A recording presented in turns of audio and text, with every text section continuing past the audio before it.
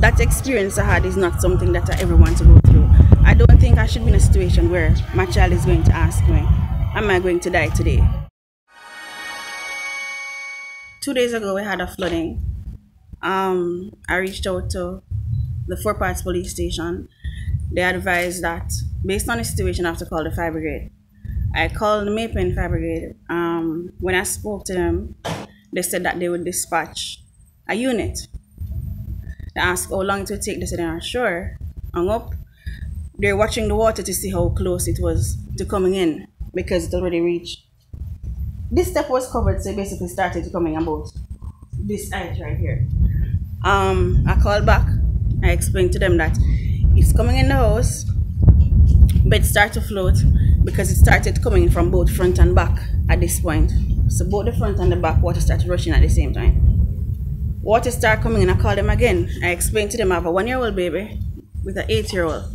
They're on the bed right now, but because the bed is moving, we can't stay one place and we're running out of space. If you can see the wall on the mark over there, how close it is to the window, you'll see the water mark as a line there to show how far the water was. Over the side over there, all the water, you couldn't see anything over there. The column there was covered, entirely covered. The vehicles were covered. I explained to the fire department that there's no way I could come out to walk in the water because it was taller than my height.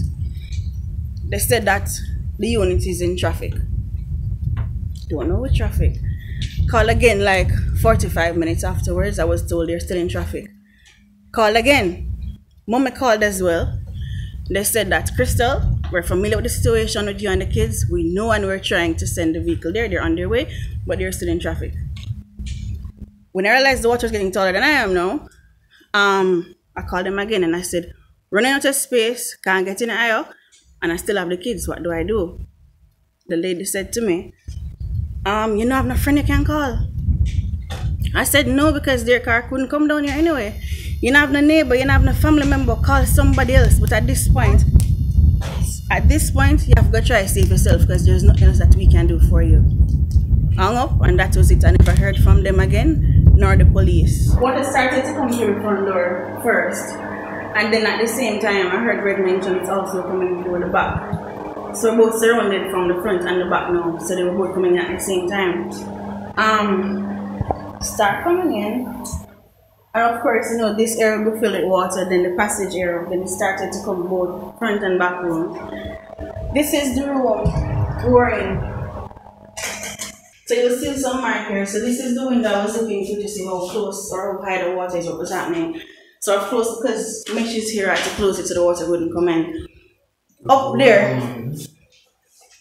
up on the closet top here, was where I had to put the documents, and the 8-year-old, I had to put her there to sit when the bed started to move. So this is where we're trying to reach.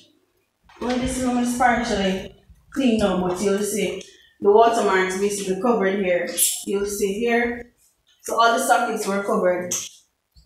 Everything started to float. The stuff you see on the outside right now was from this room with all our school supplies. To make it easier for us, we had to see everything. So all the shoes, clothes, from all the dresser, the wardrobe, everything is out here. We had to put them in. I had that barrel filled with water, I had to empty it and put all the clothes in it. As I said before, everything is wet. So all the shoes and everything. Most of the shoes started to float out before we even started to clean out. Because she had some shoes around here on the back veranda, so everything floated out as well. When I realized the water started coming through both front and back door, the water started reach up to my foot right here. So now I had the little girl, Sedalia, and she didn't want to let me go none at all. As young as I see her, she kind of understand what's going on, that it's danger around. So we realized that it's time to find a way upstairs, you know, when Christal told me that we have nowhere else to go on to start feel cold, because we was in the water for a good period of time. And so only thing I had to do the job at the time was just a cutlass. So I start chop from here and start chop until I get this size hole for us all to go through the hole, and because the access over here to go upstairs. So that's the way we force ourselves through to reach upstairs. for safety until the water start run off. Because the rain was still falling, we have to wait till the rain stop and then the water start run off. And when we feel like it's manageable, make our way back through and see if we can exit the building. You know, so we have to do what we have to do to save ourselves.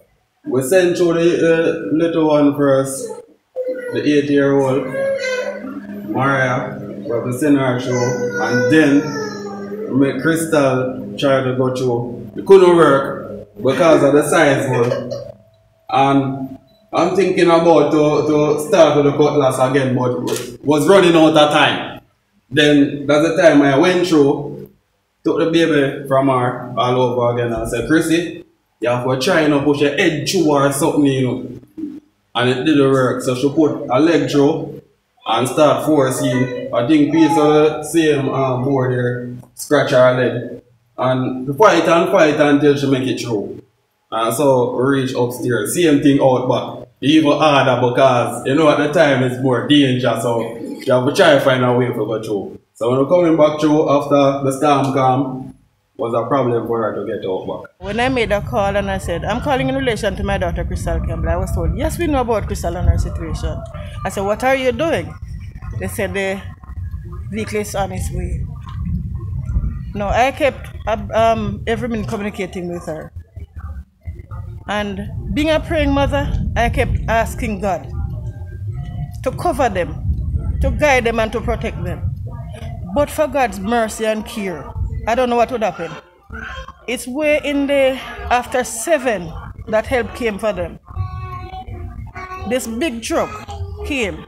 It was sent by our landlord to assist her. I'm grateful for that. They took them and they came to Belle Plaine. I live in Belle Plaine. And that's where we met them at the entrance because the truck couldn't come down into where we live. So that is where they spent the night, and that is where they spent last night. I live for my kids. I wouldn't put them at risk willingly. So it's one of those cases where I know it's a flood for them. I stay here just the same. We didn't know what to expect. The wall there, everything was covered. Everything. You couldn't see anything. Nothing you couldn't see here. The unfinished houses right there, the veranda section you couldn't see nothing there. So we just sat there. We didn't know what to expect. We didn't know how long before help would get there.